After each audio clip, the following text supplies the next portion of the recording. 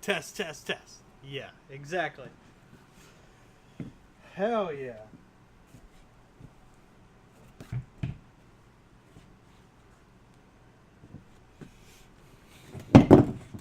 Cool, cool.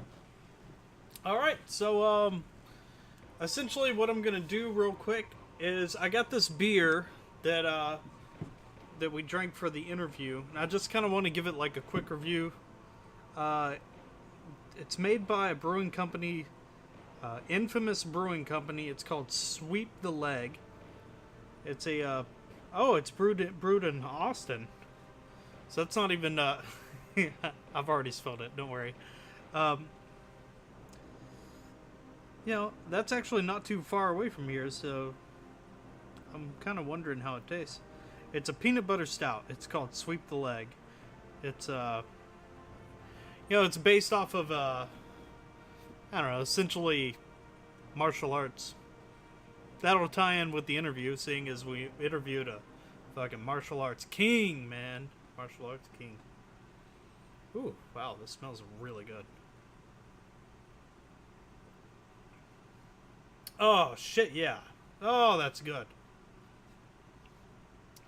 I don't know. I'm honestly not really tasting the like peanut butter part of it though. They said that there's like peanut butter to it. I'm not tasting that at all. Hey, what's up, nerdy? How you doing? Big Buddha Boss. What's up, VG? C Swift. Hey man, I really appreciate the host. Thank you for throwing me a host there. Fucking top notch. You're top notch. Man, I haven't seen you boys in a long time. Make 'em sweat stand, my boy. That's buff. That's buff, huh? Yeah, yeah. Spawn was probably one of the first things that put him in the map. Put him on the map. C Swift. Yeah, dude, my boy. That thumbs up. I got it. I don't know. I'm not trying to dox you or anything. We're good. So, all right. This beer is as far as stouts go, I'm not gonna lie. This beer kind of sucks. It is not. It tastes like I don't know, man. I've had a lot of really good beers lately, so that I may be judgmental. But yeah, that's a real big letdown. I thought that this was gonna be a little bit better. No, it doesn't taste like peanut butter. It kind of, honestly, you know what it tastes like? It tastes like when you leave a Bud Light, like, over in the corner of the room for, like, a month and a half. It tastes like that. It's almost, like, so bitter that it's undrinkable. And that's saying a lot, dude, because I really like peanut butter stuff, so...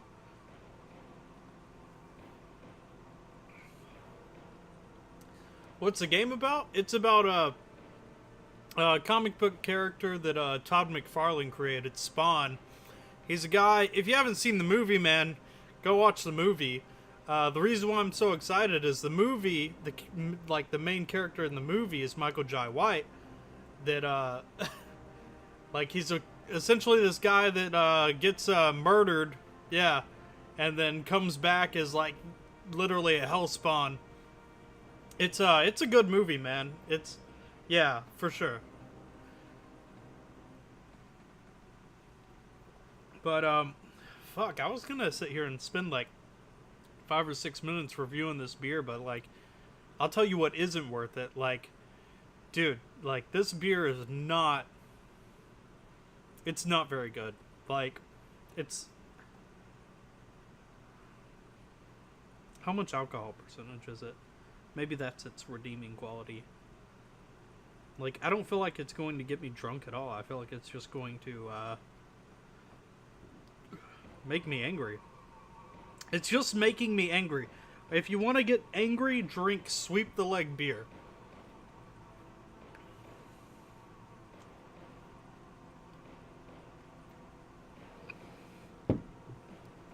Alright.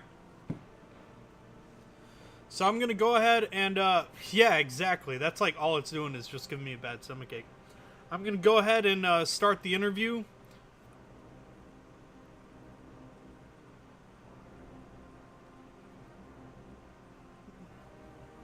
See you guys on the other side. I might pause it every now and again to make weird dick jokes about the game or something, but we're gonna go ahead and get it going.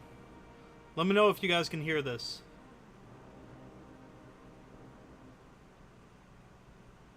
And welcome to the Opinions and Beer Podcast. I'm your host, Adam. Today we have a big episode. Today is the interview with Michael Jai White. Because it's such a long interview, He's got such a dork. Save the beer review for the end, so let's go ahead and jump right into this. This is All right. Michael Jai White. Okay, good. I All don't right. even know how to work this thing. Man, that's So, Michael, we've been sitting here sweating because I know, man. It's like, it's just Too loud. really big being able to sit here and have a conversation with you. I mean, I know you probably hear that a lot, but it is what it is. now, Oh, no problem. Okay, so our podcast is Opinions and Beer. We usually drink a bit of beer and then try and interview some people, and we've been graced with Michael Jai White's presence. It's really an insane honor to have just Skyping with us right now. It really is. One of the things that we All right, like boys. to do is get our guests to kind of like go over their past a little bit. I know that most everybody probably already knows a good portion about you, but if you could kind of in your own words describe what got you to where you are right now. Oh, boy. Yeah, big question up front. That way, let's break the ice. That way, we kind of understand more about you and the way that you feel towards these situations. I think it's more, personable or whatnot. Yeah, well, I mean, I just stayed persistent. I was a school teacher before I was an actor. The acting thing was something that I had to get out of my system because I would go out for acting roles when I wasn't teaching, and then I decided to give myself a shot and see if I could actually make a living at it, instead of being one of those people who always wish they had and never tried. So. Yeah. I got it.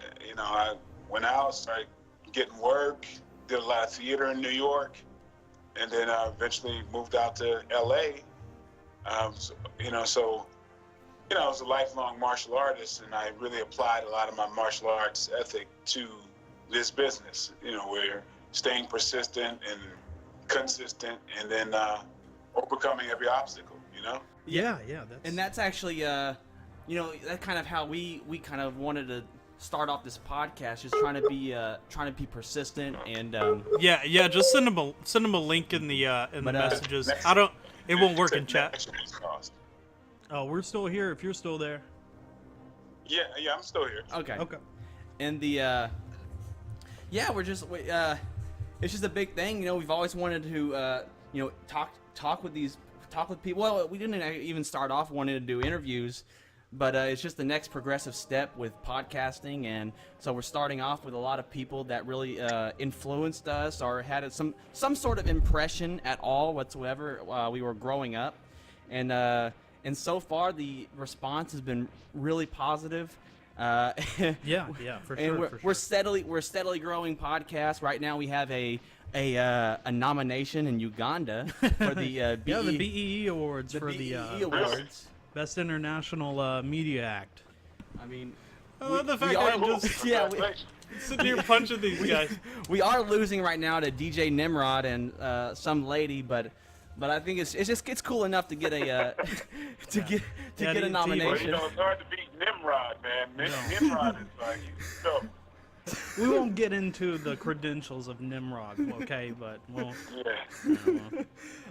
not that type of podcast.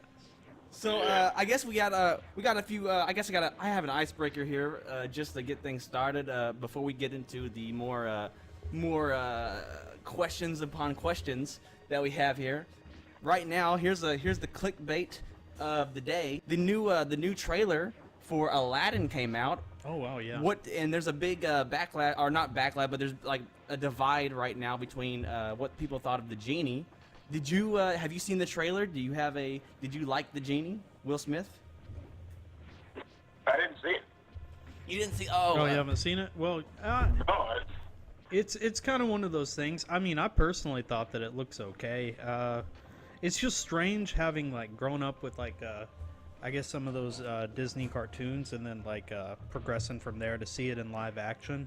So you have like this image, you know, that you're kind of going with, and then to see it brought to fruition is just kind of one of those strange things. And I think because Robin Williams has played, you know, he played such a strong role and was such a big character with the genie. That's why people are making such a big deal about Will Smith with it. But I mean, I honestly think that it's fine. I think it's great. It really is kind of like Adam just said, is just one of those clickbait things, you know. Yeah, I don't know anything about it. Last I know is, I mean, I took my daughters to Aladdin on Broadway, and that was amazing.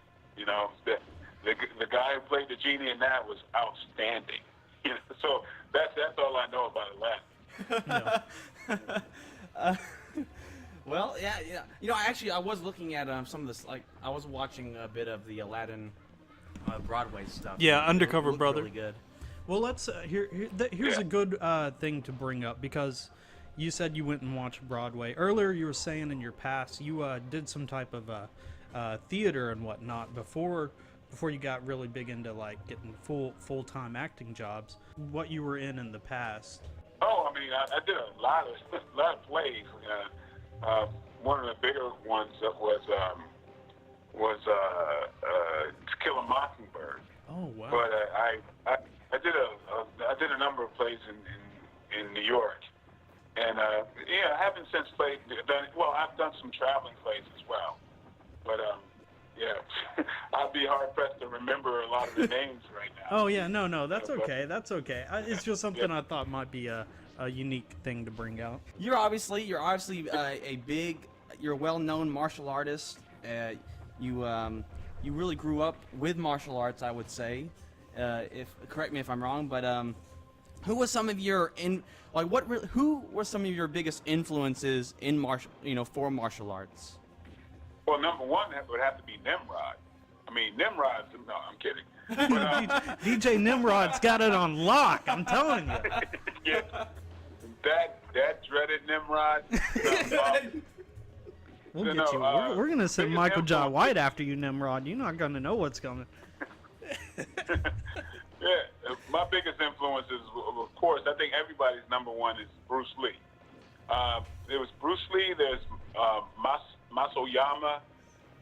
Personally, it's Bill Wallace and a guy named Joe Louis. Not the boxer Joe Louis, but there was a heavyweight karate champion named Joe Louis who became one of my teachers as well. Oh wow! Okay. And then, then there's Shigeru Oyama, who's another one of my teachers who who passed away about 2 years ago. But I was lucky to have some really powerful influences in martial arts. I did mention Bill Wallace, right? Yes. Yeah. I think I meant. Yeah. That's he's one of my biggest influences. Biggest. Okay. That's really Yeah. cool. Yeah, you said that martial arts has been a huge part of your past. I think we're all aware of that. So you have 7 black belts. Is that correct? 8. 8 black 8 now. belts. Oh God, he got Yeah. another one. Oh, Yeah. what are they in? Oh boy. Well, there's a Shotokan, Taekwondo, Tang Sudo, Goju, Kyokushin, Shokaru. Did I say Kobudo? I did Wushu. What would you say your favorite style of martial arts is? My favorite style is Goju. Okay. No.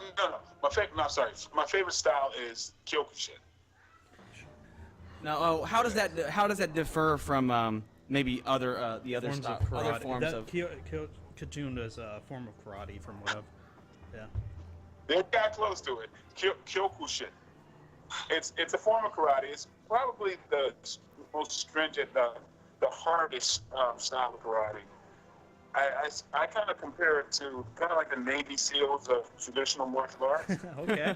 It's very, and like the Navy SEALs, it's really hard. Yeah, it's really strenuous. And what it is like if you keep pushing yourself beyond normal boundaries, it's your mind and your spirit that becomes stronger. And so the toughest, discipline kind of gives you the best discipline. So that's why it's my favorite. It's not the most beautiful, you know, Yeah. but it's like it, you know, and you know, there's that macho thing, but it's not all about that. It's really what it pulls out of you. So that's why it's my favorite. That's really cool. I know that most martial arts comes to pretty much mental discipline is where a lot of it is, and that's the same with Navy SEALs as well. Yeah.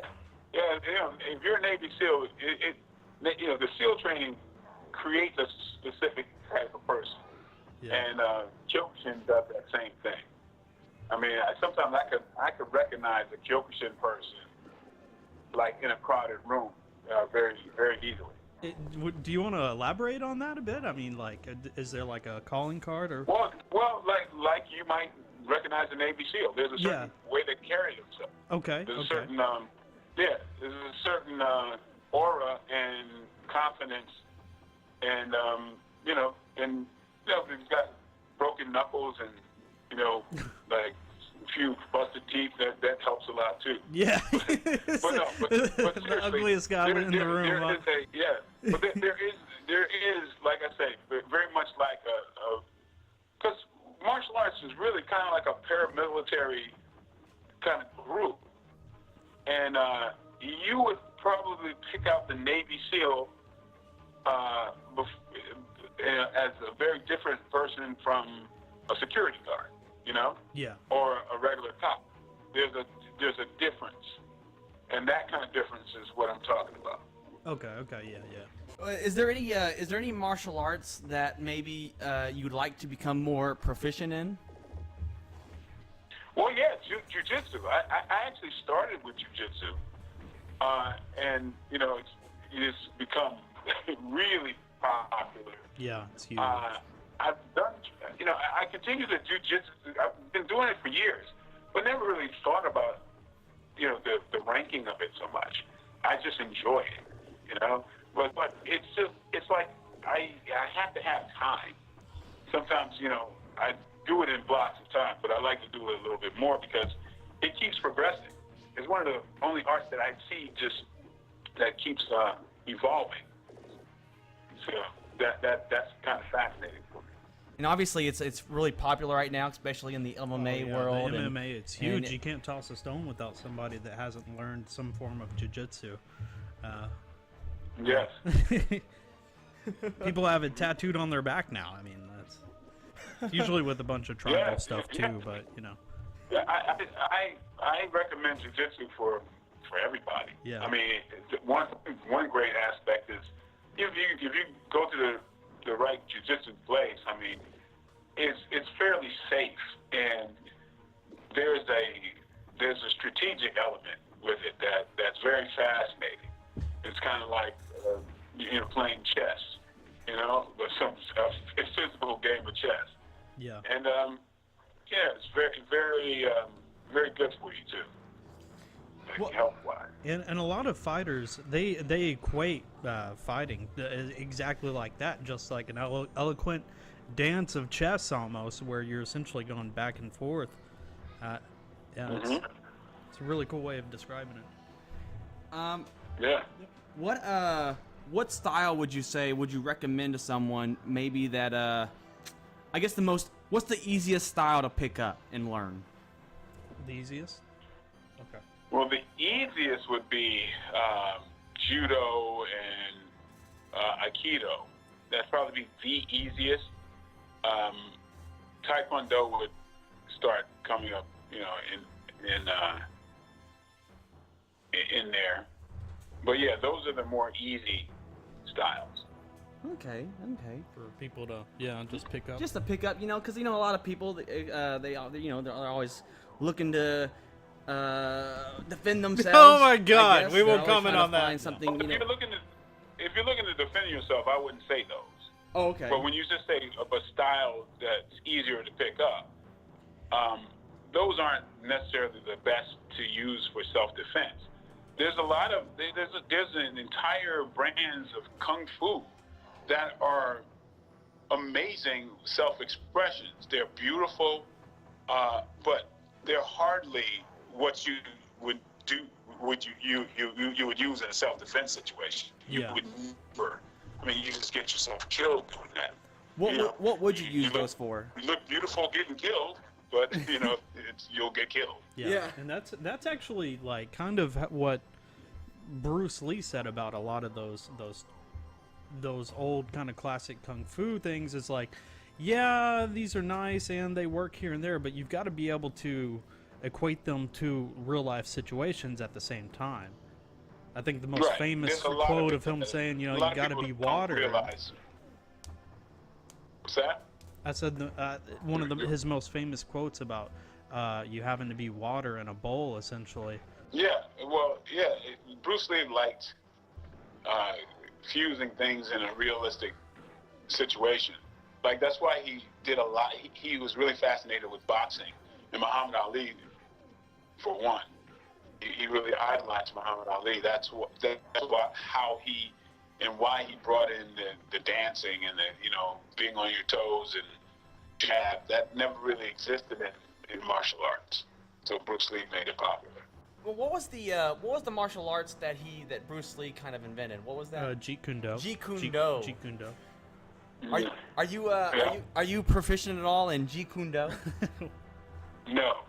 No. No, but I understand the concepts of it, but it's there's a bit of a flaw there. It's kind of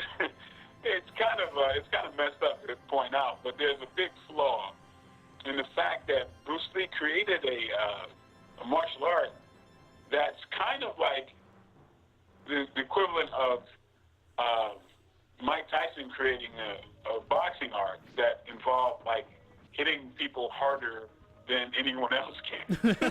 Okay, I get what you're saying. There's something that's almost like Bruce Lee, unrealistic in the form of like someone else being able to actually use it. He's like, yeah, watch me do this flying sidekick. Okay, all you have to do is this like 40 times and you're good.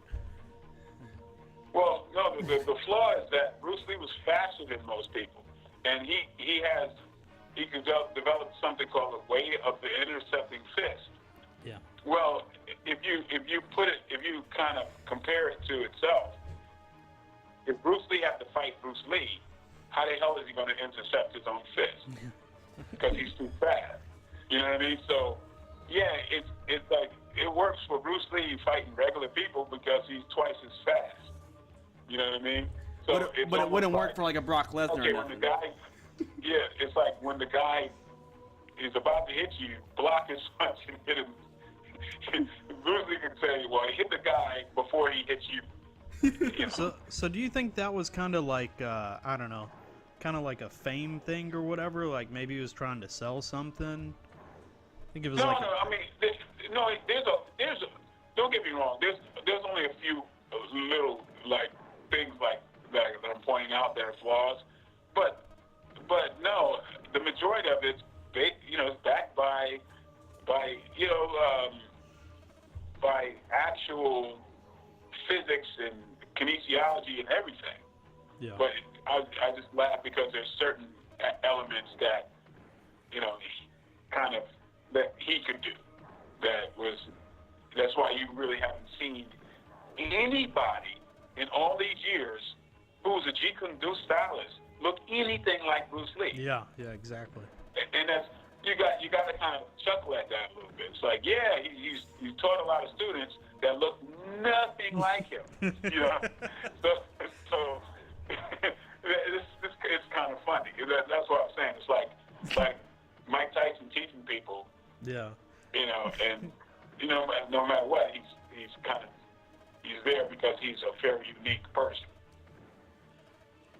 So Mike Tyson could teach somebody, but they're not going to be as effective as Mike Tyson. Right. Exactly. Yeah. Yeah. So you started off. I want to say you started really young. When did you start off with martial arts? 7 or 8. 7 or 8. Yeah. And Yeah, between 7 and 8. and you were doing that for you're still doing that from 7 years old to now. Yeah, You've been just doing martial arts. Which, and if stuff like anybody that. looks at you, they wouldn't think that was that long. And you said you were a school teacher, so you're beating up kids all day. Yeah. but Steven but, Seagal so- flipping them in the yard. so how was that? How did that transition into acting start to form and take place? Well, I mean, it didn't transition into acting, honestly. It's just like if I played the piano and then I went to go do acting. Eventually, there might be a role where I could play piano and act. Well, in fact, I did play the piano. I did classical piano. But Good plug there. Okay. you know, because it's a weird thing because there have been a few people who transitioned from martial arts to doing movies. Very few. There seems to be some kind of inference that one gets you into the other. No, there's only a handful of people who've really done that. Bruce Lee being one of them, but really, see, I was an actor. I've done I've made a living as an actor, independent of martial arts, and I've made a living as a martial artist, independent of acting, and I still do that. I have 6 movies coming out, and 4 of them have nothing to do with martial arts. I have comedies, dramas. I have a movie coming out with Mel Gibson and Vince Vaughn. Has nothing to do with any kind of martial arts or anything. But when I do movies as a martial artist, it tends to make people kind of brand me, so to speak. Yeah. But I've done far more movies that have nothing to do with martial arts than I have done martial arts movies. Yeah, I noticed that whenever you were starting out, you did exactly what you're saying. You've got a lot of dramas under your belt as well. I mean, to sit there and try and typecast you is definitely a wrong decision there because your range is way higher than that. It's what people do. I don't fault them. It's what they do. Look at Wesley Snipes. Wesley Snipes did movies like White Men Can't Jump, Waiting to Exit. He's done a whole stretch of movies. Was it Wildcats with Goldie Hawn? Just so many comedies and different type of things. As soon as he started doing anything involving martial arts, he got kind of typecasted as the action guy. Yeah. And so I realized the tendency to do that. This is why I didn't do martial art movies when I first started. Because if Wesley Snipes started first doing martial art movies, I don't think he would have ever gotten the chance to do some of the other things because they would have just kind of pigeonholed him. He has the acting ability to pull himself out of that, but it's so polarizing with the whole martial arts. It just starts to define you early on, Yeah. Because, really when you think of martial arts, guys like, Van Damme or Steven Seagal or Chuck Norris, you don't even think of those guys of playing other roles, like being in dramas and comedies. It doesn't even occur to you. So, it's kind of what people just naturally do. You mean something. You mean specific things to different people. And so I get it. But, I do a lot of other type of films and, television shows. I've actually done more comedy than anything. Yeah, you're good at it. Yeah, really good. And you honestly, it almost seems like you're almost a little more comfortable sometimes with the comedy films and stuff like that. Would you agree? Well, yeah, it's close to who I am. I actually write comedies. I've done 158 episodes of a sitcom. Yeah. So just that by itself, I'm the lead in a sitcom for that length of time. So just in comparison, I've done more comedy than anything. Yeah. Exactly. But then film-wise, I've done a lot of Why Did I Get Married, Black Dynamite, which I wrote as well. And I've got more of those coming out. And so yeah, that's kind of how it goes. Yeah, I continue to confuse people because people are used to putting you on a particular shelf. But that's okay. I don't get angry at it. But I just have to continue to define who I really am. So you got your That's really good. you got your I want to say what really kind of blew you up. I mean, you were doing early films, like you were doing Universal Soldier. You were doing On Deadly Ground, Ballistic. But I think really what people started noticing you a lot more when you did Tyson. Yeah, Tyson really was the I'd say the biggest turning point almost, and for good reason. Now, could you tell us a little bit about how you got that role and? Well, Tyson was the beginning point. It's not even a turning point. It's not like I was even known before Tyson. So Tyson was, of course, that was an acting role. It had nothing to do with martial arts, even though I knew how to use my hands. But that wasn't really primary. It was really about portraying this character that everybody on the planet knew. So it was a proving ground for me. But I auditioned, not thinking I was right for the role. And as I kept getting callbacks, I started realizing I was a little better for the role than I thought. You know? Have you ever talked with Mike Tyson about your portrayal of him? Oh, because he was in jail, wasn't he, at the time whenever it was filmed? So I'd love to get his take on it. Yeah, he was in jail when it happened, but we had a lot of friends in common, and I was able to talk to him over the phone a few times, and we've run into each other several times. We've only probably had one conversation about the movie, and that might have been 2 minutes long. Really? So, yeah. So I really never really think about it. So it's not. Is it ever surreal that I portrayed you? Like, you see. Sometimes I'm you. Yeah, you see Mike Tyson. And you're like, hey man, I was you before. I was you in a movie. That's crazy to do a biography about somebody, or that's still alive. That's a very unique experience that you have under your belt, and then to be able to say that you Man, I'm fucking getting. That's awesome. Yeah, but it's weird.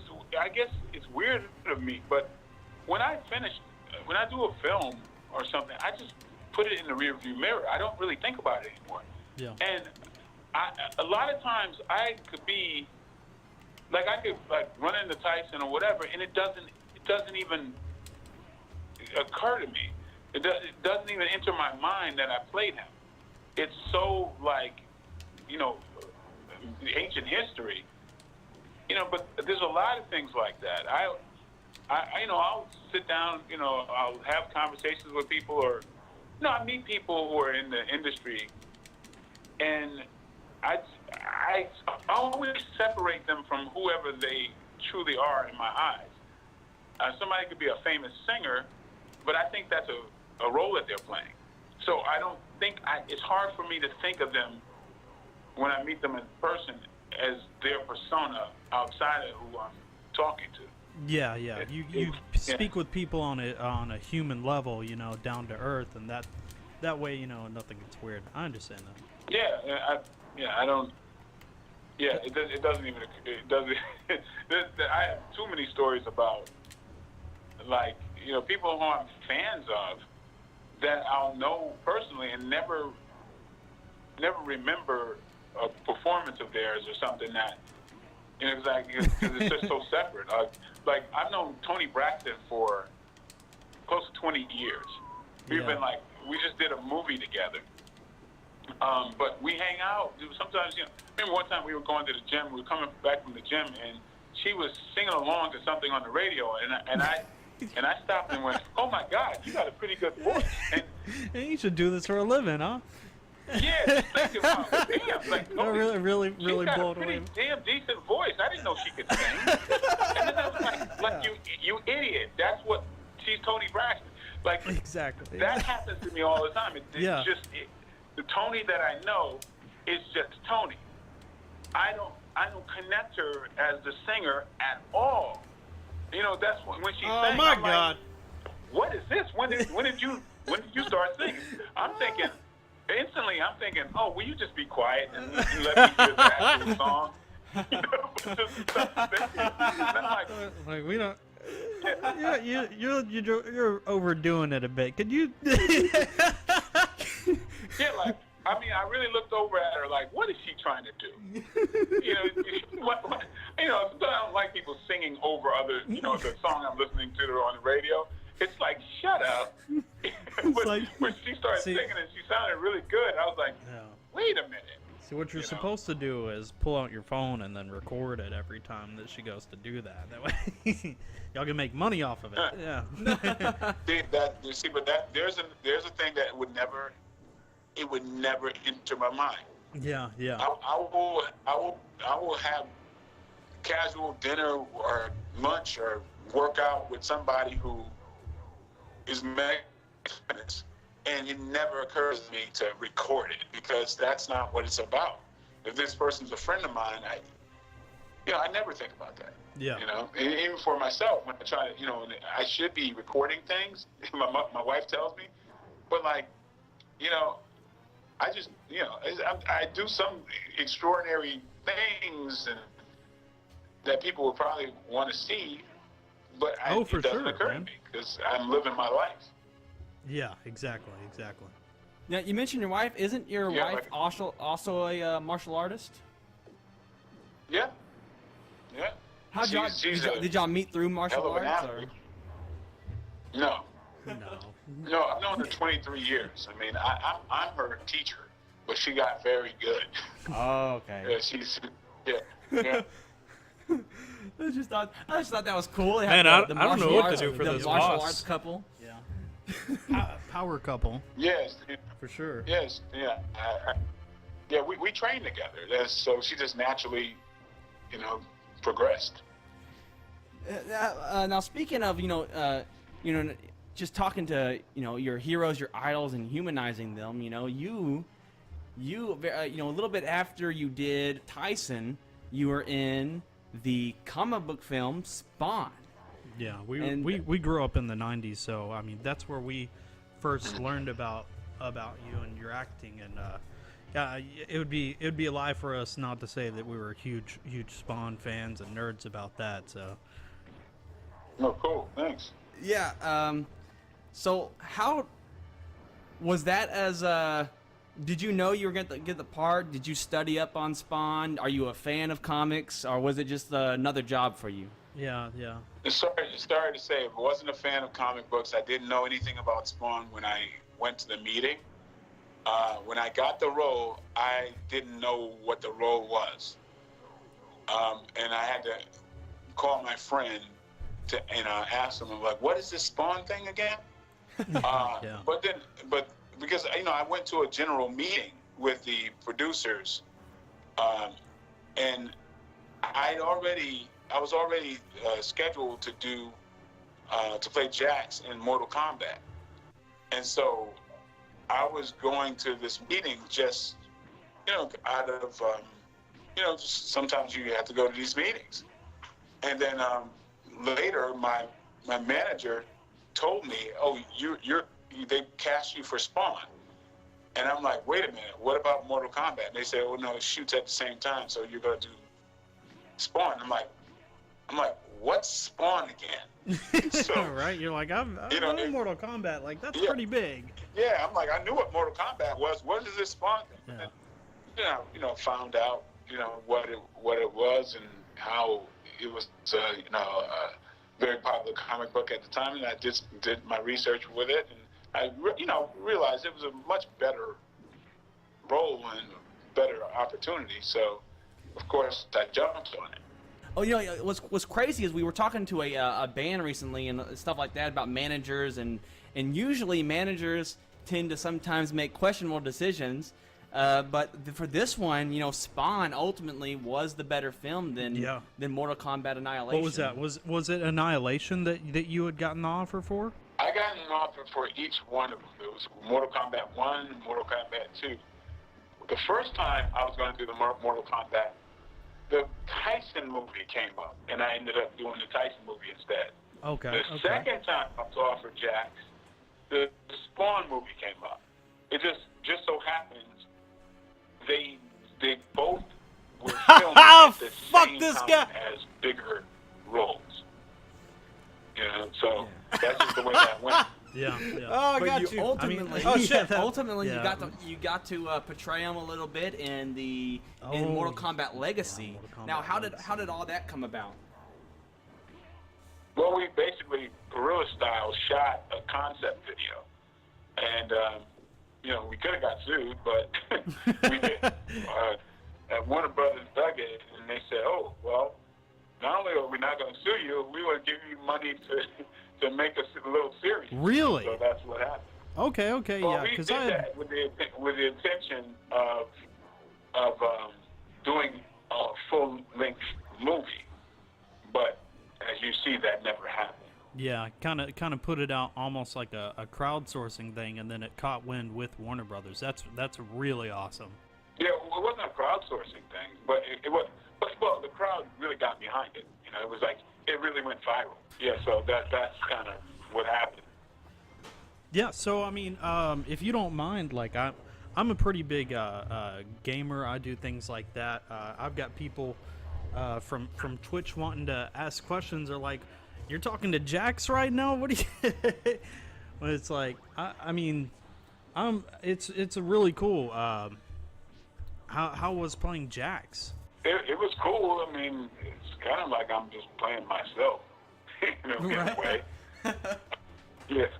So, yeah, I mean, that's always fun, and you know, I'm shooting it with my friends, the same guys who we shot the Rebirth with.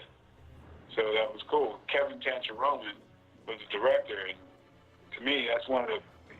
He potentially will be one of the best action directors out there. This guy, he hasn't shown the world what he's capable of yet. Right, he just needs that chance. Yes, yes.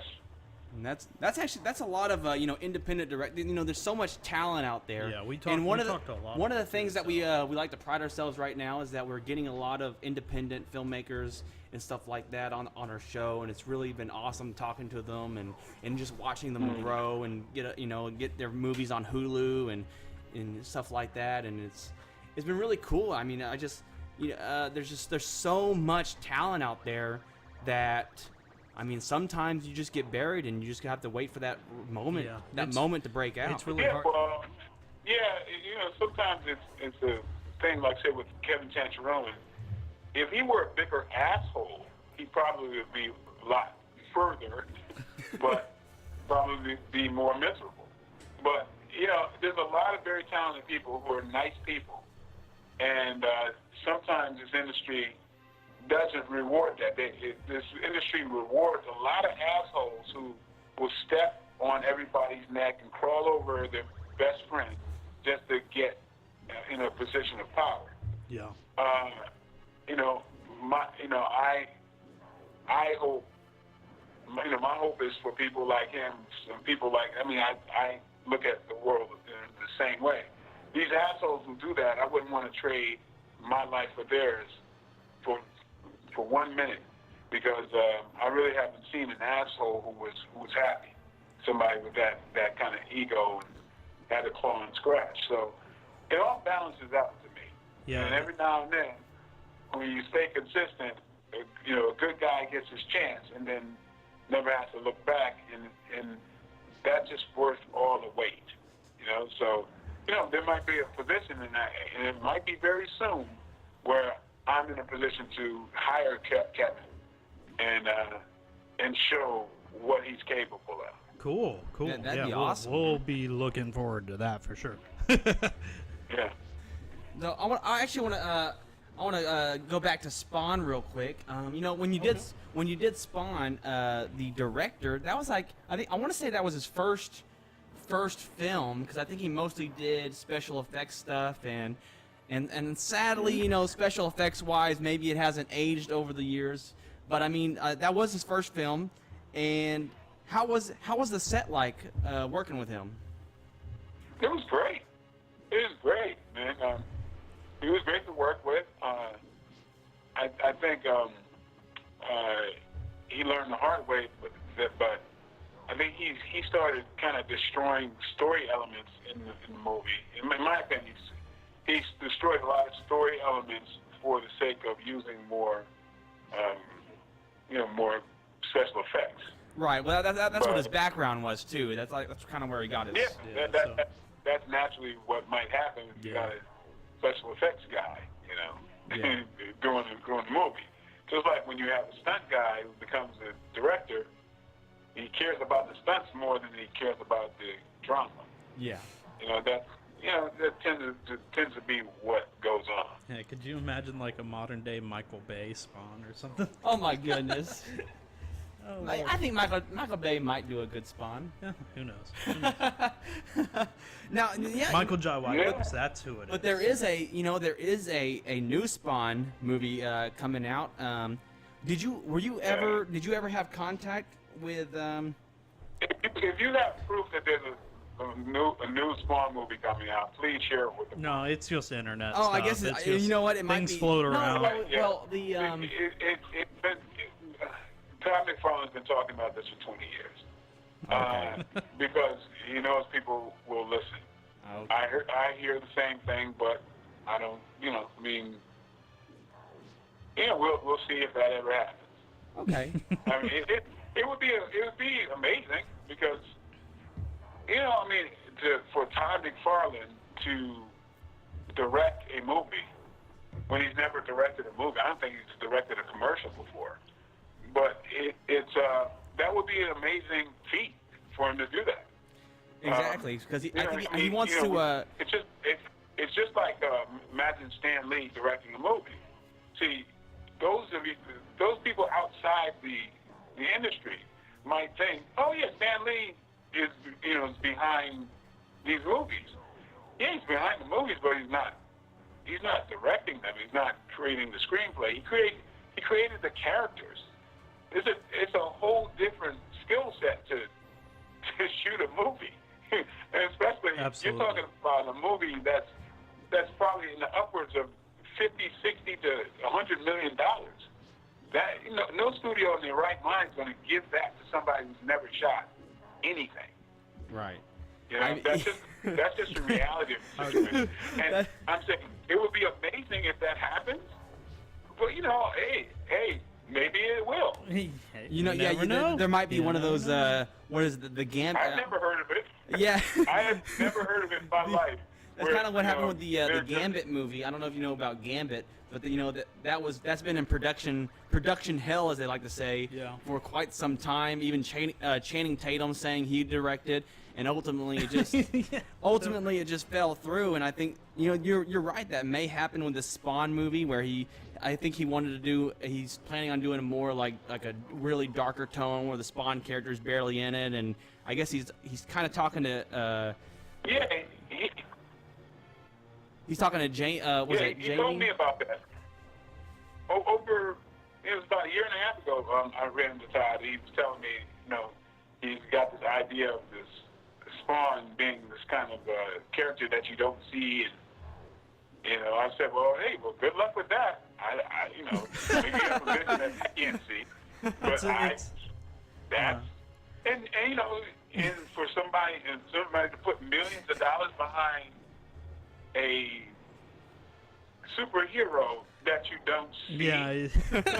Okay. I'm like, hey, more power to you. Well, I'll hey, be on honest the with you. flip side, they did do like Cloak Uh-huh. and Dagger. Marvel did the Cloak and Dagger, and Cloak's entire thing is that he can disappear like that and teleport. So. No, that's not what his idea was. His idea was to just have basically you see shadows on the wall type thing. And you never actually see Spawn. Okay. I mean, And it's Right. it's and it's, the movie- That's what it's I'm definitely saying. That's like, good luck with that shit. yeah, right. You Like know? it's definitely an interesting Yeah, I mean- concept, and I don't judge the man for it whatsoever, but yeah, I think that you have a really good point on terms of things you have laid out in a screenplay, and then things that reality that you can bring into fruition and see how it goes. It's kind of like not everything. Yeah, I mean, I would love to see that. I'd love to see that work. As far as what I conjure in my mind, I'm like, okay, that's kind of, I don't get it. You know, but maybe I'm not supposed to get it. I'm trying to. But like, I'm trying not to. You know, like, it'd make blurt out it'd make a laughing. good I'm doing really- book, you know, but not necessarily everything. Not necessarily every good story would make a good movie. That's exactly right. That's exactly right, right. well, yeah. But if you're telling me it's a character that you don't see, I'm like, show me when that worked before. In the history of film, I'm like, you may be a genius, but I've never seen that. And especially it's like Well, people but that's talk the whole about, point. You can't see oh it. man, I really like people, you know, that talk about Spawn. To me, you know, love, when Kate did that, when he did this or whatever. Oh, yeah. And I can't imagine people saying that if they don't see it. Yeah. Yeah. You Oh, know? you remember when Spawn So- was? Yeah, you remember when Spawn was that shadow on the wall, and he Remember when the chains were invisible. The chains that Yeah. shot out. Those were just you couldn't even see them. It was wow. Yeah, but he cited the Jaws thing. You know how Jaws, you didn't see very much of him? I'm like, yeah, but you did see him. You eventually saw him, Yeah. you know, so... also It's Jaws. just gonna be a cape. You're just gonna see an edge of the cape. I think that's what Yeah. it's kind of like the Jaws fin. Just have Well, an edge of the cape. I think the floating big around the alleyways. the weirdest thing about it was that he didn't really want Spawn to be the main character. He was just like the Okay, I mean, the effect of like what bad people do and stuff like Yeah, that. focus which just more on, doesn't. like, the I just bad don't. guys and I don't see shit. how that And works for a good comic luck book. with that shit. I'm like, and like I said, that's beyond me. Okay, what are you gonna call it? And Spawn? yeah. And Spawn. No. Right. So I'd like to segue real quick. A lot of the questions that we're getting is obviously over one of the biggest movies that you've done. You wrote it and directed in it. Is Black Dynamite. People are just saying, "Where's more Black Dynamite? We want more. We need it now." Well, you know, I mean, unfortunately, there's when I did the movie, there was well, I guess I got to back up to this. Yeah, I'm sorry. I kind of You're pressed familiar with forward. the Dave Chappelle situation, right? Okay. Yeah. Well, Dave Chappelle had a successful series, but then the producers or the money people, the business people, wanted to chime in on the creative, and that's kind of what happened with the Black Dynamite thing. Is that Oh shit. Yeah, that's a big deal. yeah, so it's like, well, there's my role as a performer and in the creative aspect of it, whereas I have to do something that I know I can perform. You know, I can't rely on, you know, people who are not in that realm or who never wrote and who don't understand the genre Yeah, to like write for me. it's your You know, love it's like child. that's You know. it's ridiculous. And so, but if you are if you're a fan of Undercover From Brother, 1997. this boss is hard. you might there might be something that I'm giving you an insight on Ooh. early. Okay. Okay. Yeah, because there's going to be an Undercover Brother too. Oh, really? Yeah. That's pretty cool. So can you? Yeah. I mean, can you? Is that all you can say about her? Can you give? Is the Black Dynamite character going to be an undercover brother too? Well, I can't think that. But, Okay. you know, yeah. I think well, you're I saying know, that well, the guy that plays Okay. Black Dynamite will be there, and if he's playing himself, Because yeah, you know, essentially- a lot of people don't. I guess they don't remember the first trailer. You know, they don't realize that Black Dynamite is technically, you're a dude playing a dude disguised as another dude, because you're playing Fanetta Jones, playing Black Dynamite. Yeah. Yeah, exactly. Yeah, it's Ferrante Jones. It's a Ferrante Ferrante Jones Yeah, Ferrante Jones. performance. Exactly. You know, you're pretty sharp, dude. Yeah. that's, We got that's it. very astute. Yeah, dude. And, that's why everyone was upset kind of about the. Oh, what's this? Well, not everybody. They're excited about Outlaw Johnny Black. But Oh, like, yeah, But they were like, oh, we wanted That's a huge deal, Black Dynamite too. I'm like, well, technically Well, this yeah, this is is like a this is continuation Black of Dynamite Black too, Dynamite. because he was playing an actor playing a role, and this is technically that actor playing another role. I love it. I love it. Right. Cool. You gotta explain that. I guess you Sure. gotta explain that to people. You gotta spell it out. Yeah. Yeah. And if you know the genre back then, you understand it. Yeah. It's like Jim Brown could be Slaughter, and he could be another character as well. Yes, exactly. Exactly. Like Fred Williamson was Black Caesar, and he's also Nigga Charlie, and he's also he plays a lot of characters. He was that. I think he was Batman Bolt as well. Well, yeah. I'm showing my age, but there's a lot. No, you're fine, man. Anybody can take a look at you. This is the second time I'm saying this, and they won't notice. They won't notice your age. Yeah. No. Yeah, dude. You look good for your age, whatever your age might be. Whatever it is. Yeah, whatever that is. Whatever it is. No, but I feel good, man. There's nothing I can do at 20 that I can't do now. Right. There's nothing you can do now that we can do. That's a damn good point. Yeah. I mean, I saw some of the your training and stuff like that you had uploaded to YouTube, and I tried to jump in the air and do a kick, and I don't think I'll ever do that again. Well, you take baby steps before you.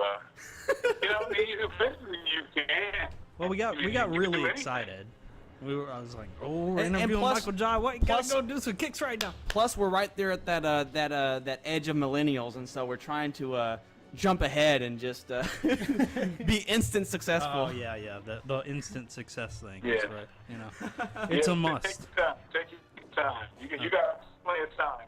So just develop slowly. So real talk from Michael Jai. So White, obviously, everyone. back to the how a lot of questions we got were about Outlaw Johnny Black. How far into filming are you guys, and when can we expect Outlaw Johnny Black, or is it back to what you were saying earlier about the higher ups, production people, not having a No. It's really about. I've had a really busy schedule, and so putting everything else, the rest of it together, has taken a little bit more time. That's really what it is, and and so I'm just trying to find a chunk of time to have everything completed. okay? How much more would you say how much more stuff do you need completed? Is more editing, or is there some scenes left out? Yes, there's some there's a major chunk of it that needs to be done, and really that's what I'm going to say. I don't really know. Hopefully, because the schedule it gets a little tricky when there's different people who have availability at different times. So, Right. Yeah, so it's tricky, but And hopefully, We're well aware of that. hopefully finished by this summer. Okay, that'd be cool. That's awesome. Because I know you have like a lot of you have a lot of big stars that make little like cameos, or they're a part of the film. Yeah, And so yeah, I can understand that like schedules just need to line up perfectly. And Oh, really? it's probably really hard. Can't even imagine. That's You'd have to hire somebody for that, Mhm. especially. Now, Yeah. And I mean, there's one thing if I do it like high budget, then you just pay for everybody's time, and but then there's certain ways you can do things that are lower budgeted that you have to kind of wait for certain availability. Yeah. I rather just like I just gave you that advice. Take things slow. It's all about quality, not rushing anything to. Because it's something that is going to, once it's done, that film will outlive all of us. yeah. So I want to make sure it's of the of the quality that will do that. That's what's great about film is that you make kinda those a you, martial you make artist those through and well, you make those right films, and you're cemented in time just about. Yeah. What would you say would be, you say low budget, you've done your fair share of high budget films, especially, and obviously we'll have to touch on this. You did Dark Knight. You were in the Dark Knight, and you yeah. performed Huge movie. in two of Heath Ledger's best performance scenes of all time. You were one of the last people to perform with Heath Ledger. Yeah. Not to take away from your performance at all. And you know? what's that like? What is that like? What's that feeling of Yeah, I will say that's a very unique. You have a unique perspective on it, whereas most others don't, and it's something that people have, I don't know, racked their brains over since he passed. So. Heath was just a really nice guy. He was really cool, and it was really enjoyable, like working with the guy. He wasn't taking himself as serious as people made it out to be. I mean, he was very playful. He was very affable. He talked to everybody, and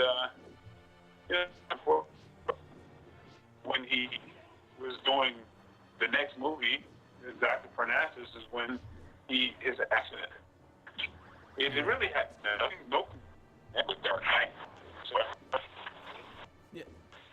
Did you but the story in people's minds wants to connect him doing a dark movie like Dark Knight. Yeah. Well, yeah, technically, exactly. I mean, well, really, almost like Dr. David's Parnassus was dark too, though. That Doctor, it kind of, I mean, it had a lighthearted feel to it, but it was like it had a very it's kind of weird because I don't know if you remember because I remember buying that movie because I knew that Heath Ledger had did one more film, and they had a rush to get a lot of people to fill that role for some side this scenes. Like they game. got Johnny Depp and Jude Law, and a lot of the scenes that they didn't show. What do you think? There was like a lot of like secret undertones, or are you saying? yeah, I mean, or it are was you saying kind of that a it's darker. like- It was kind of like a darker, like weird, like cultish film. Oh yeah. I guess. Yeah, I can see that. And well, at least for some of these set photos, it didn't really play off in the movie itself. But if you look deeper into the film, it's way darker than his performance in The Dark Knight. You know. Yeah. I mean, that I'm was- sure they lightened it up a little bit, especially after I the mean, passing. he was joking most I of would Dark agree Knight. with that. I don't know about that one because I mean the Joker. You say darker than the Joker? No, I mean I'm saying Yeah, the he was undertones. laughing the whole time he was undertones. playing the Joker. I mean, I he was guess laughing the whole. You can't deny that. He was laughing I'm saying, the entire time. but okay, well, if you see set photos of Dr. Parnassus, it has a lot of like upside down pentagrams and stuff like that, and you know, it's just a little bit okay, you're on the getting different into side. to weird internet theories. yeah, now, weird so- internet. This is the This is what we see, really that's the want your tendency. opinions People on, want to though, connect. Andy. They want to connect things to something deeper. Not like the dude mistakenly took Ambien and something in a pain reliever. This was You know what I mean? Not his Ambien, darkest but darkest But these role. are the things that happen. He did an unusual thing. I mean, he has an unusual job, Yeah. and there's a lot of people who have made those mistakes where you get used to a certain sleep medication, and then you have an injury, and you take some kind of a Vicodin, a type of thing like that, and then you don't realize that's the same medication twice, and you overdose. So that's happened to a lot of people. Yeah. But I don't connect that with anything of some occult Yeah. occurrence. You know what I mean? Why do you think these rumors even get started? Like, why does a lot of people in the world feel like they need to connect these deeper, darker stuff to things like that? Because it's the same reason why people want to escape the reality of the world and watch movies in the first place. You want to believe in magic. You want to believe something's deeper than what we know. You know, a lot of people like everybody wants to believe, like, say, Bruce Lee can kill everybody because it's fun to believe that. It's fun to believe that I've been a lifelong martial artist. You know how many people want to believe that there's people who can float, or people can have this power of not touching you and hurting you, because it's fun, you know. Yeah, energy. And Transplacement. Deep down, people want that to be the truth. They want to have heroes, you know. And so that's really what it is. And so with this, they want to be connected to this folklore of Heath Ledger doing the wrong thing, and you know, then the dark forces came together, just because it's sexier to think that way. It's just what people do, but it's not the truth. I mean, if you want to enjoy the fantasy of it, okay, but it's, you know, it's just sometimes these things happen. I think, like, hell, there's people who want to believe that Tupac is still living. It's like, I mean, you know, are you denying Tupac right could be now? Still alive? You're denying it. What's right that? Are you denying it? Oh, well, I mean, you know, well, yeah, I think he's gone. Yeah. I think by now. See, I thought he was still alive till just about like 5 years ago. So now I'm convinced that he's gone. Okay, you know, because Not a the secret YouTube I sighting know, of because the Tupac the somewhere. Illuminati finally contacted you and told you that Oh no, Right. that it was true. Yeah, now we're getting real deep. well, yeah, but you know, people, this is like the Illuminati. People want to believe that. You know, Does it just make it if people easier? didn't want to believe that, you know, that's what movies are based off of. That people's want and desire to believe in something that's a little supernatural. Yeah. Right. I can't believe you just asked him about the Illuminati. I'm sorry. Oh, sorry. I hate to have to point this out, but you know, Santa Claus is real. Santa Claus is real? I You knew know, it. he's real. Now, you know. I knew it. See that, Amen? You liar. You're a lying piece of. I had to get up and walk away at that one. You told me he was fake. Dude, look, that's a little too much. You just told me that Tupac was dead for real. This is hard to handle. okay? Tupac's dead. Santa's real. Yeah, And, no, but Tupac is Santa. Oh my shit! Holy shit! That's what. See, I thought it was DMX because he's got to give it to you. He's got to give it to You you. gotta give it to But back to the Dark Knight. Just segue away from that. Just start as fast as you go. We don't want to alienate our audience with Illuminati talk. Oh no. But I read in an interview that you said that you weren't aware that your character died in the Dark Knight, that it was actually shot a little differently, and that maybe there was plans for you to be in the future. Is that true? Yeah. That's why in a movie of that magnitude, nobody knows what the hell happened. You know, it looked like an absolute mistake. You know, so I mean, think about it.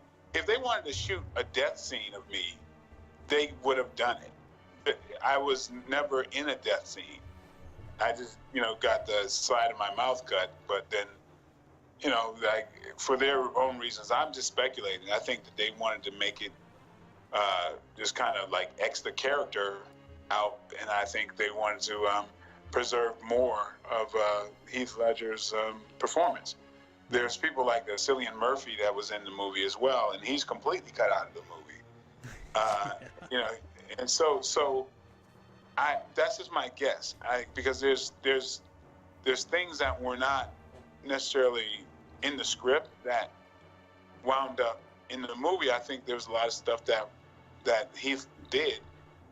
Not a lot, but I think some things that he did, like I know. Just that's just my guess that they wanted to preserve more of Heath's performance. Right. Well, what would have Yeah. what would have keeping you alive in the film? How would that have not preserved it? I mean, or they just- Well, I mean, you don't show the scenes that followed Yeah. involved. It was almost like there was a finality with it whenever the movie ended. Well, yeah, it was never intended on a character. The character was never intended on being killed. You know, in the chronology of it, Gamble goes on. You know, so you know, a lot of people are well aware of that. So so that's just what that was. You know, a movie of that size, they're not gonna, you know, if a mistake, you know, if they intended on a death scene, it would have been very clear. It wouldn't have been like everybody going, "What the hell just happened?"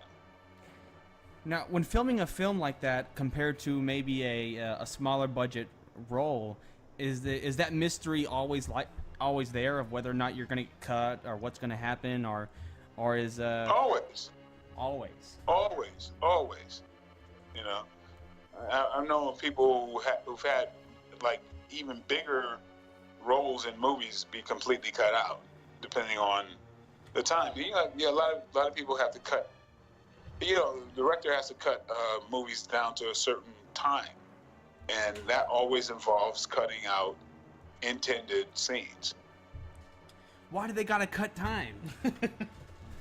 Because you know, you got to fit everybody in the theaters. You want to have 3 showings in one night, not just 2. Okay. Because you know, I mean, back in the day, I want to say that. That makes a lot of sense. Well, though, I mean, but in earlier, a but money early aspect.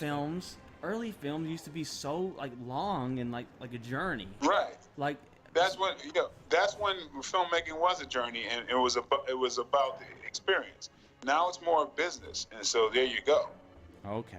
You know, yeah. So they want that movie to be around 90 minutes, so we can get people in, you know, stuff popcorn in their mouths, and have three screenings per night.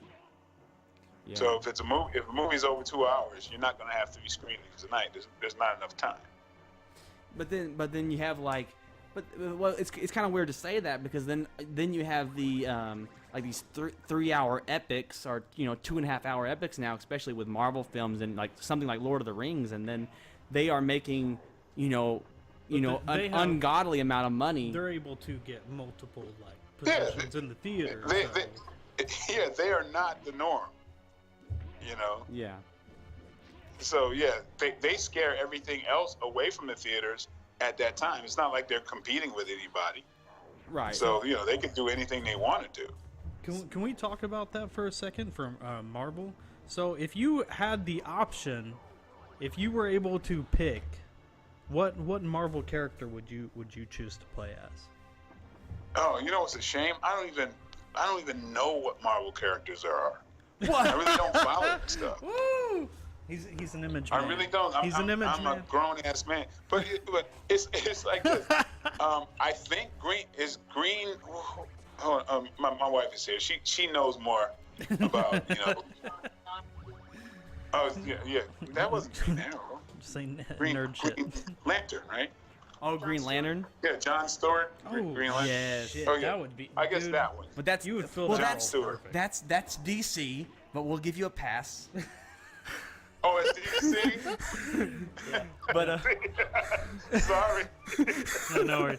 but Dude, Marvel Well, fans are okay, shitting their pants right hey, now. What Marvel character would oh look, I'll pitch to you right now. We asked the nerd groups what Marvel character they'd cast you as, and we have 3 to 4 picks, but the top 3 are Nighthawk, Bishop, and Isaiah Bradley. And Isaiah Bradley was kind of like the I guess in World War II area, they kind of had a segregated army, and Isaiah Bradley was the Black Captain America, and a lot of people want to make you the Black Captain America. Oh, okay. Oh, that sounds cool. Right? Yeah, that's like Yeah. that their, doesn't sound that bad. yeah, that's the dream. Yeah, that doesn't sound bad. Yeah, that's the dream casting. Yeah, somebody told me about that before. Yeah. That Especially sounds with cool. So next time somebody asks me about a Marvel character, I'm gonna say Black Captain America. yeah, exactly, Black Captain America. Isaiah what? It's Isaiah Bradley. Isaiah Bradley. Exactly. Okay. Or even Thank you. or even the Patriot. And I mean, no offense, you may be a little past the age for Patriot, but I think it could still work. Because the Patriot is like the great grandson of Isaiah Bradley, but you could always be the Patriot. I think it'd fit perfect. He'd be Yeah, fine. anywhere, honestly. Now Marvel, I mean these are some. There's a lot of big films out there. We're big, circling that one. I know. Isaiah Bradley. There we go. a lot of big franchises out there that people may want to see you in. Has there ever been a franchise ever reached out to you? You mean like Burger King? No. I'm messing with you. No. It's like you talking about a film? Type Yes, of, like a film franchise. Yeah, a few, but I don't want to mention it because then there's I got to All deal with kinds of crap. Oh, But yeah. yeah, Red tape and shit. Yeah. Huh? I The said red tape. and whatnot. Yeah. Yeah. Legal Yeah. tape. Legal tape. There you go. I mean, we're just wondering. A lot of people are wondering when is your one-on-one face-off with The Rock? Ah, in a so Fast and close! Furious Oh movie? shit. Well, I mean that would be fun. Yeah. I'd be Yeah, that would be a lot of fun. But you know, Is there any actors?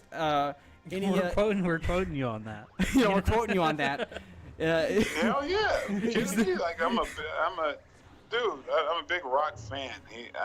Probably more as a person than anything else. But he's just like, Yeah, he's a you really know, good guy. He really is. I really respect how he conducts himself, how his work ethic. I mean, he inspires me with the work ethic, like how he trains and how he, and bestly, mainly how he treats his people. And, I have a lot of, we have some mutual friends, and he's a really good dude.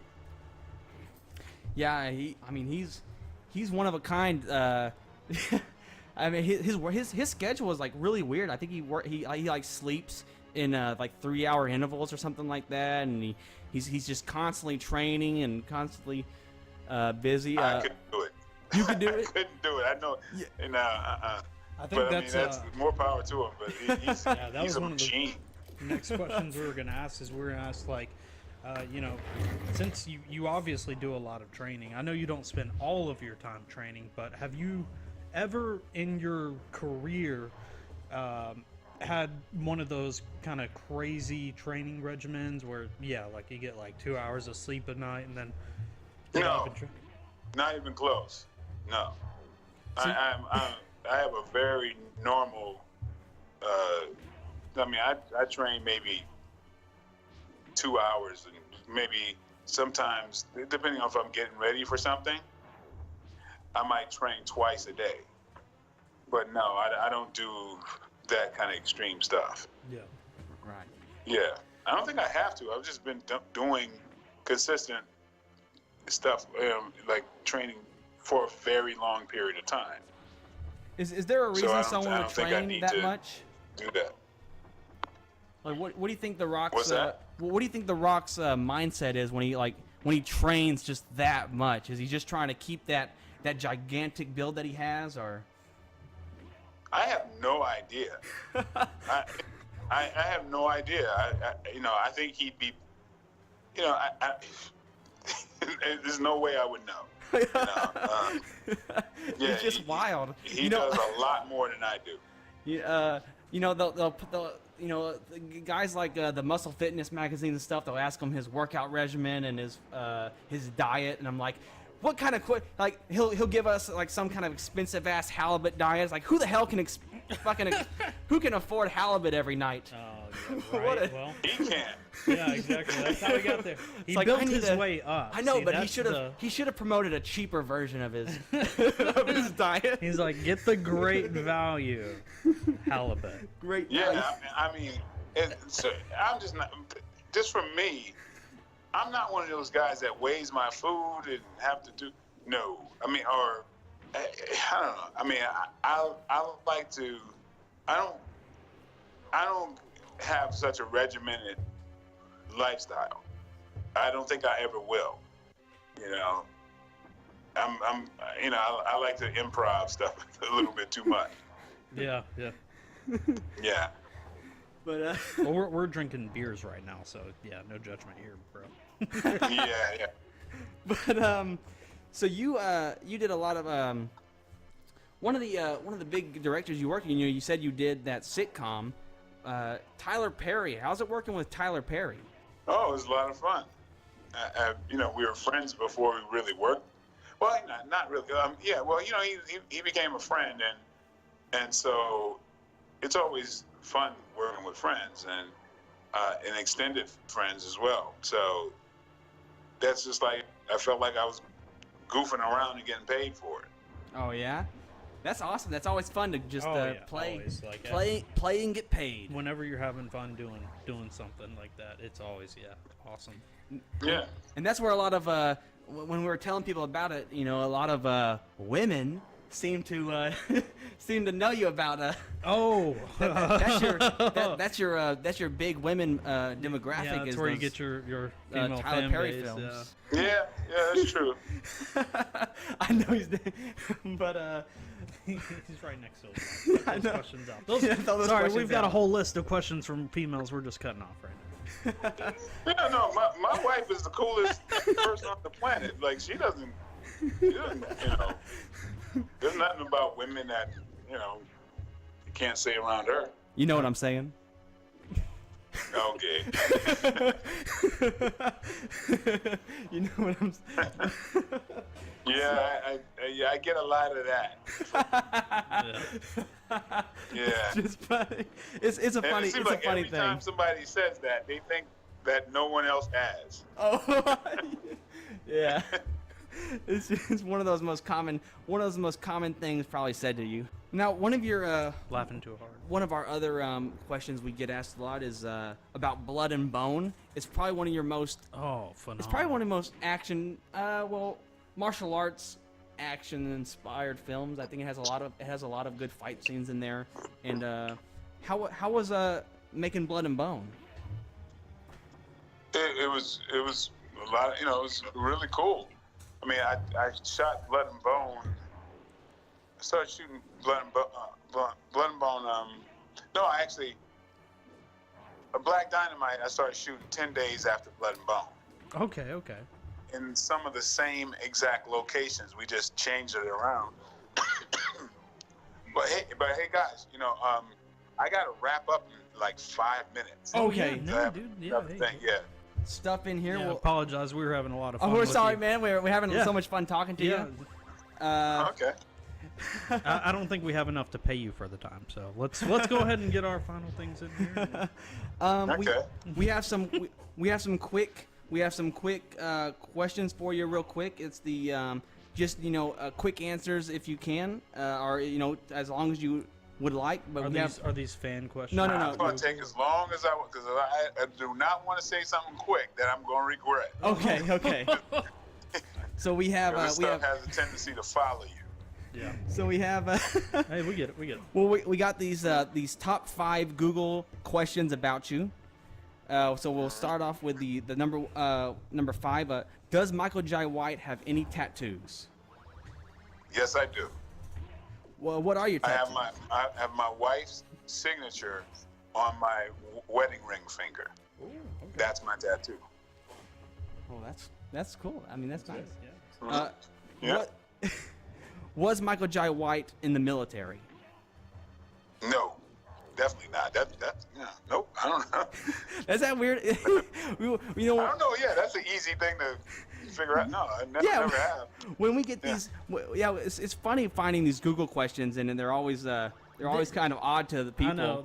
Most of them like ask weird questions.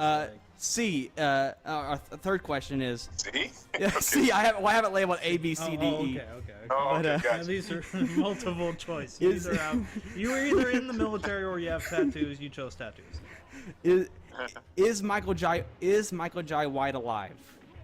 You gotta ask this guy. You just asked this guy Seriously? that? That's the third one? That is this question. number third. Like, how is that even Google? That more than one person asked that question. Yes. Apparently, it's an Wow. algorithm. Is that a weird question? I mean, obviously it's weird, but how would people think that you weren't alive? I don't know. I was wondering if they meant some kind of metaphysical kind of Right? you know. I give people too much of benefit of the doubt. You know, it's, Oh, I got one but here. yeah, I guess I am. It says, "Where did Michael Jai White train?" Well, there's like a lot of places, just a lot of places. So if I'm, I train that I have a bunch of different black belts and train at different gyms and stuff. So where did I train, or where do I train now? I don't know. It Either just way, says these it's are a the lot Google of questions. It just says, No. "Where did Michael Jai White Yeah. train?" But Okay. Yeah, the Bridgeport YMCA. Okay, there we go. that works. Yeah. Yeah. Is Michael Jai White related to Jaleel White? Not Jalil- even close, but Jalil White? I keep getting called Jalil White a lot. and the final question is Michael Jai White king in was that Ghana? Ghana. Are you king in Ghana? No, I'm not the king of Ghana. That's No, I've been. I am a chief. I've been installed as royalty there by the king of Akwamu, Ghana. So it's yeah. So there is some truth. Wow. Oh, that's really cool. Yeah. That's awesome. We should have led with that one. Yeah. I guess the last thing we're gonna get to before we last plugs and stuff like that is I wanted to touch on this real quick. So you've been in a few films with Steven Seagal, and most recently I think it was Asian Connection, if I'm not mistaken. Now, Yeah. Now this may sound like a little bit of a clickbait question, but a lot of people asked about it. How was working with Steven Seagal on Asian Connection, especially?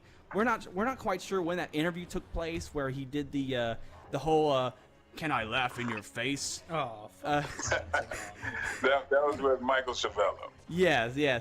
How was it Yeah. working with Oh, he's Steven fucking Seagal? flipping people. Was that before or after you guys worked on that film, and what was the behind the scenes on that? Well, we weren't in this. We were in the same movie, The Asian Connection, but we were not in. We never worked together while we were there. Like like on the movie. We didn't work on the same day. I only worked one day on the movie. Oh, okay. Yeah. So that's. And we worked together let me see, 1, 2. Well, yeah, we worked together on 3 other occasions. Was it all One was- positive? Yeah. We never had a problem when we worked together at all. It's just Not at all. In fact, Yeah, no, apparently two he's of the just a- situations, he hired me. oh, So, So so I was, he hired me he was doing some soup, Nissan soup ads, and and then on Deadly Ground was another time, and then we worked together on Exit Wounds. yeah, and apparently Steven Seagal apparently can't throw an actual kick. Is that? No, I'm joking. I'm not gonna get you. Well, even if he could back then, he sure as hell can now. But yeah, thank you so much, Michael Jai White. We are definitely going to campaign for you to be in a buddy cop movie with John Cena. And Oh hell yeah! Are you kidding me? That dude Oh, has man. been killing it. That would be, exactly. And He is hilarious. I think everyone says that the best pairing would probably be you and John Cena as far as like that cool buddy you know cop what? movie. I agree with folks. That would be cool as hell. Jackson. Yeah, I Jackson, mean- That would be Cena. cool as hell. Oh, yeah. Especially because John Cena, he's kind of similar to you, where he does the comedy and the action. You know, he's able to, he's able to, transcend that bar to where he can do Oh both. yeah, Yeah. I can kind of like Which is very rotate similar to through you. both. Yeah. So Yeah, petition for that one. I definitely, I would really like that one. we definitely will be. So do you have any last plugs and anything? Yeah. Anything you want we us to missed like for that you would people like to reach out to say? you or whatnot? Well, I mean, shoot. What do I want to plug? Follow me on my Instagram is official Michael Jai, and I have a YouTube channel called Real Michael Jai White. No, what is it?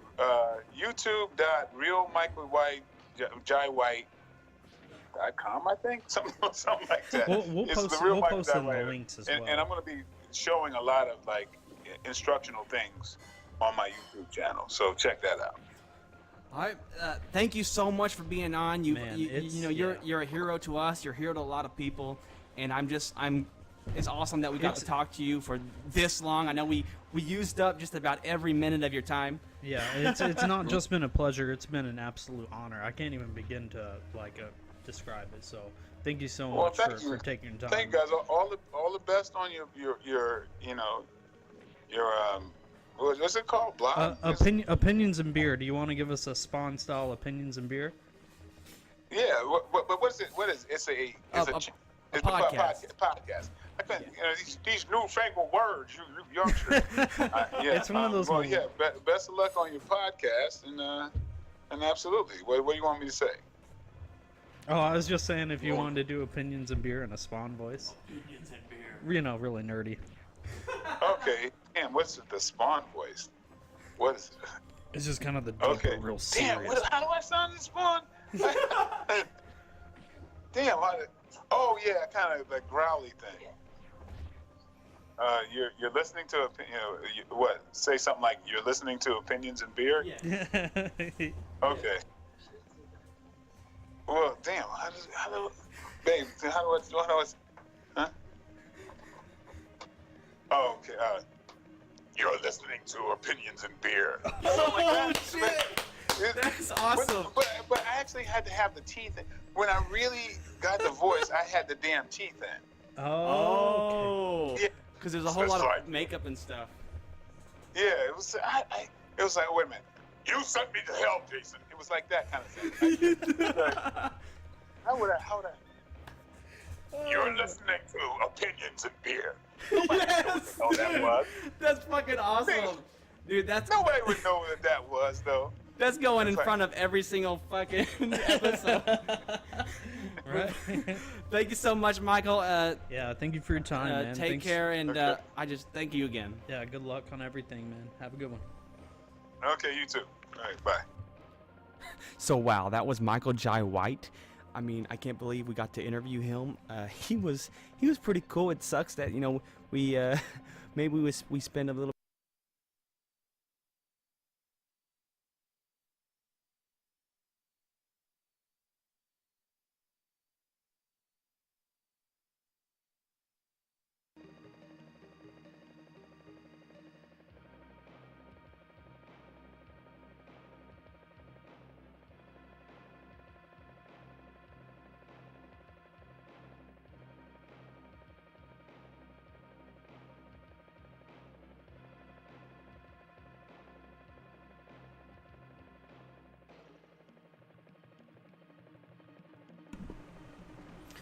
Okay, give me 1 second. Let me bring chat back up. Well, guys, that was really awesome. I had a whole lot of fun. Dude, it was an absolute pleasure. For real. I do wish we could have got to more questions, but that was like an hour and a half out of that guy's time, man. He's a really, really busy man, so we got to be very, very grateful and thankful for the amount of time that we did have. You know what I'm saying? So,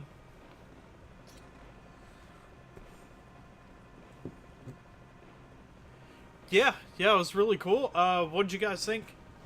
What everybody think?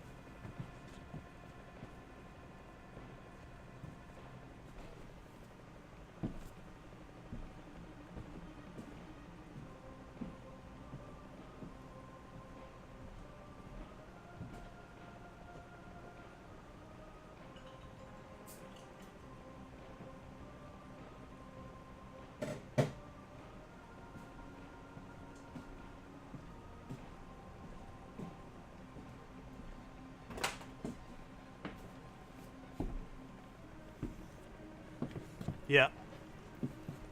All right. Well, so what I'm going to do, I'm going to, I guess I'll keep playing Spawn for a little bit. I don't know, I'm playing like a version of it that's kind of a port, and a lot of the button registry isn't coming through.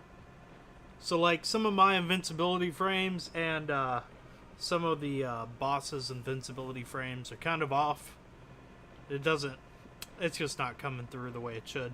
But, I mean, that's how it is. That's how it is whenever you try and get some of these older games to work like that. They just don't always do it. But, man, I'm so excited. Guys, be sure to please share this with everybody as far as the interview goes. Like I said, I hope y'all liked it. If you're new here and you did like it, be sure to throw me a follow. Man, I appreciate it. And be sure to check out Michael Jai White, where he was saying on his Facebook, on his Twitter, on his Instagram. It was an absolute pleasure. Alright, so I'm breaking open one of these Dragon's Milks. It's my last one that I have. And, whew, is it delicious.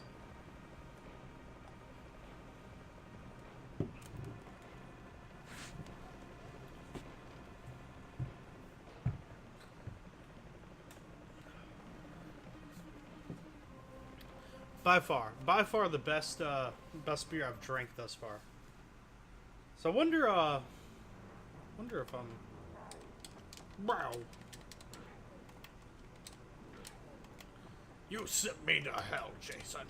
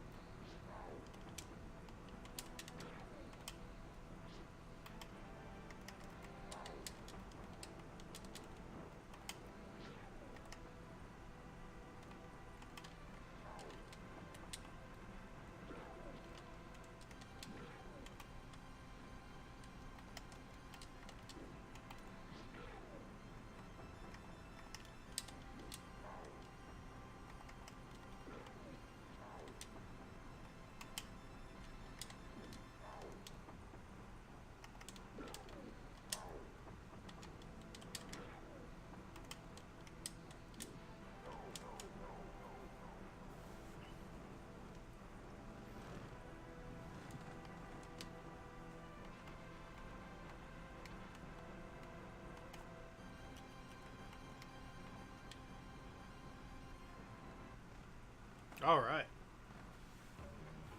Oh, shit. Okay. I think I'm going to go ahead and call it, everybody. Seems like everybody's falling asleep, and I kind of am, too. Thank you for stopping by for Make Hair Monday, everybody that did. Man, this was such a good interview. We had such a good time. I had a really fun time playing Spawn. Sorry if it got a little bit repetitive, but you know, the game wasn't really the main focus of today's stream, obviously. Alright guys, we will catch you later. Thanks for stopping by.